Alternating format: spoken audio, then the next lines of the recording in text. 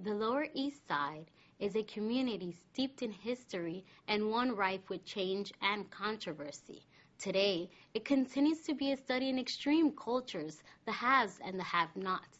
On one side are the yuppies reeling from the economy but still trying to renovate the tenements into high-priced co-ops. On the other side, the low-income residents and the squatters whose numbers seem to be on the rise. Tonight, we'll meet interesting characters from both sides in this, the latest chapter in the East Side Story. Beautiful buildings, magnificent shopping areas with cultural diversity. These are the new features of the Lower East Side. But as Jamie Morgan, who likes to be called Grandma, says, all this so-called beautification has not made the neighborhood better for her or her family. How long have you been living in this community? April made 48 years I've been living in this community. In this community? And also in this project, yes. When 48 years ago, how did this community look? Well, it was down. It wasn't as up as it is now. But by it being down, it made a lot of changes. But the changes didn't benefit us of the Lower East Side.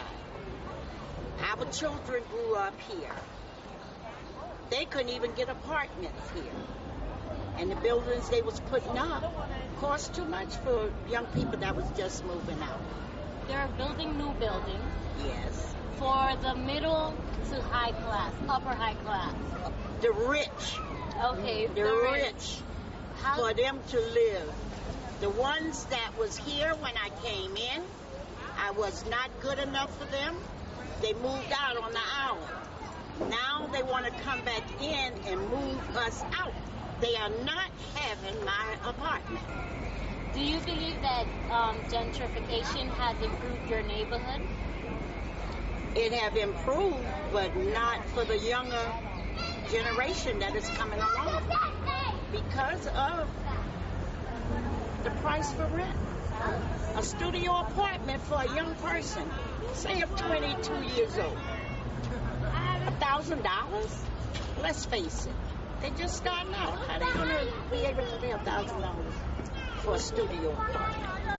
Another longtime resident, Chantel Dunbar, has also felt oppressed by the gentrification. I've seen a big change in this neighborhood. Change doesn't always mean good. Change is always not for the better. Go back 5-6 years ago. Whitey, the white man, never crossed Avenue D.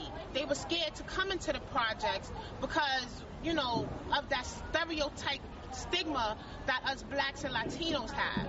Now, what the government try to do, they try to integrate and make the projects more diverse by adding a little Russians, a little Asians here, or whatever, because people, they want them, they know that they can afford to pay the rent.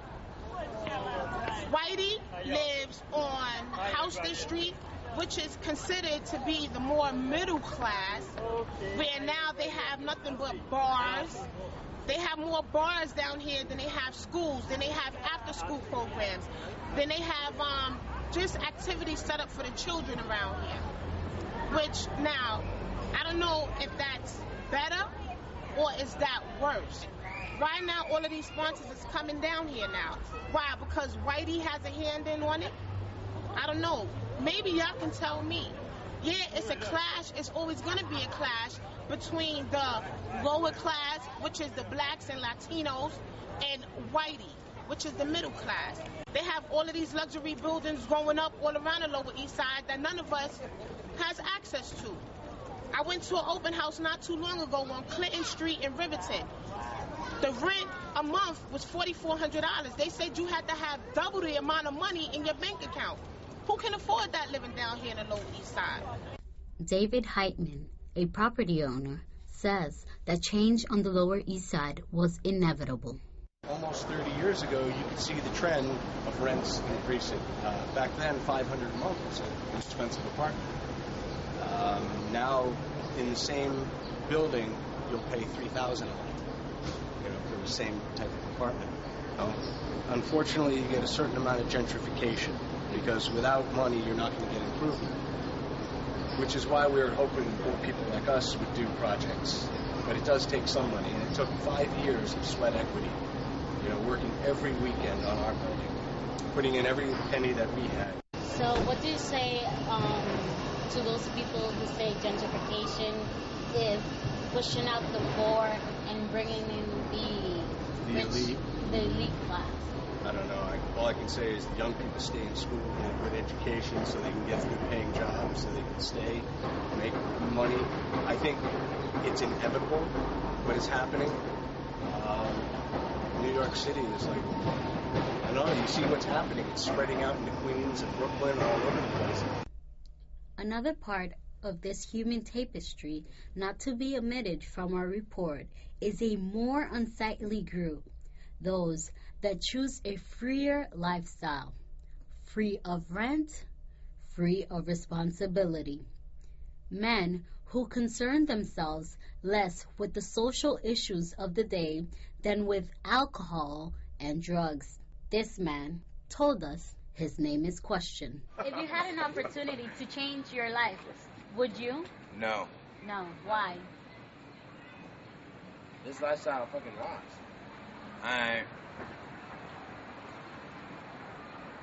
If you're never hungry and you're rarely ever unhappy, bored don't come as unhappy. If this lifestyle, you're bored constantly. I'm happy. I'm happy with my life. I'm never hungry. And hey, have you ever seen me sober? Do you believe that it's fair to occupy abandoned buildings and live rent-free? Pretty much. If it's abandoned and you're not destroying anything, why should you be allowed to stay? Why shouldn't you be allowed to stay? Out of sight of society? To give us some perspective, we spoke with Lower East Side historian Susan Wasserman. The Lower East Side is kind of a perfect example of gentrification.